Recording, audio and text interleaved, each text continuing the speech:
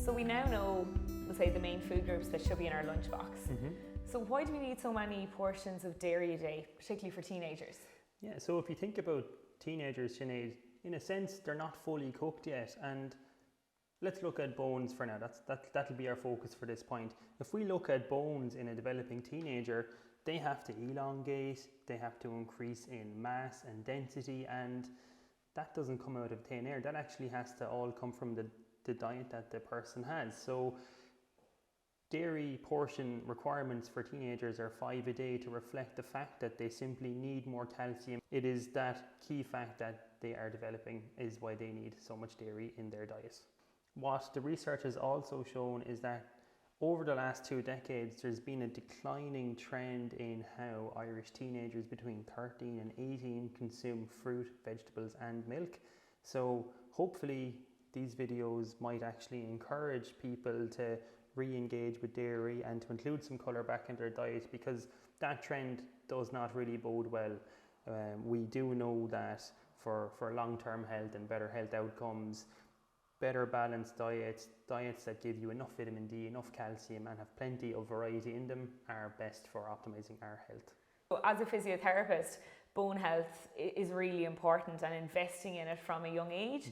So our bodies are naturally developing and breaking down our bones every single day. And osteoporosis, as you mentioned there, is essentially a silent disease.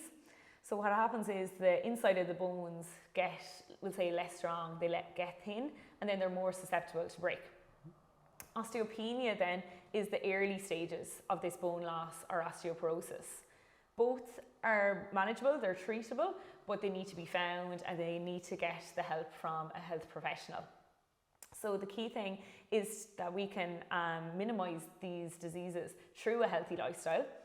And like really interesting is that by the age of 30, we have strengthened our bones, got them as strong as they can possibly be. And then as we age, it's really just about maintaining this strength through diet and exercise. So in essence, what you're saying is if we can get people to have a healthy, active lifestyle, eat a well-balanced diet, including plenty of dairy in that, they have the best possible chance of having good bone mineral density and their bone health is supported throughout their lifespan. Absolutely. So I've got a really great recipe here now next that includes both yogurt and cheese. So it's an easy one, it's quite a cheesy one. So it's a ham and frittata recipe. So I'm going to get going. With these ingredients here, what do you think, Evan? Why am I using them? Yeah, so I suppose, you know, we're keeping on trend here with recipes that are quick and easy, and this seems to definitely fit the bill. So I can tell you, you've got 3 high biological value protein sources there. So what that basically means is you're getting all of your amino acids on the plate, which gives you the best chance at supporting good muscle development. Fun fact about protein, it's very satiating. So what I often see with busy working professionals or students is they struggle with their appetite. They come home, they feel really, really hungry, they're reaching for everything in the press. If you're having meals that are a little bit higher in protein, you might find your appetite a little bit more in check, which is obviously highly beneficial. That's definitely really important. Yeah, to keep the energy levels up. And as you said, eating the right food and not reaching for something maybe more convenient, but not as nutritious. Absolutely. And I think, you know, if you have recipes like this to fall back on, the thing I see time and time again is if you have a plan in place, you'll go for that plan. But if you have nothing in your head to go for as a quick option, you're making poor choices. And I see that come through time and time again in my clinic. Absolutely. And again, like this is a really good prep ahead recipe. So as we were saying about getting a plan and prepping ahead, this will make 2 portions and is just as enjoyable hot as it is cold. And the key thing is if you're cooling it and keeping it for tomorrow, to make sure that it's fully cooled quickly before going into the fridge and then consumed within 2 to 3 days. Brilliant. So this is something you can actually make on the weekend to get a head start on the week ahead if you're, let's say, a Leaving Cert student or a Junior Cert student. Absolutely. Yeah, when you have that little bit more time, it's really worth, you know, using it wisely.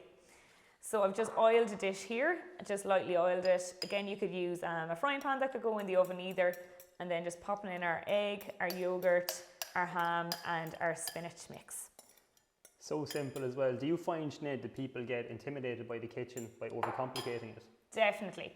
The key thing is to keep it simple, ingredients that you know, and are easy and accessible to get. And this doesn't have to cost the earth at all. Absolutely. I mean, God, I used to do it myself. I used to be an awful man for going into the chipper when I was in first year of secondary school, and that's not cheap. And I think, you might be better positioned to tell me, but doing your grocery shop and doing your meal prep, economically, it's actually much more viable. Absolutely, and you know what's going into your food. So this is just going to go into the oven then for 15 minutes at 180 degrees.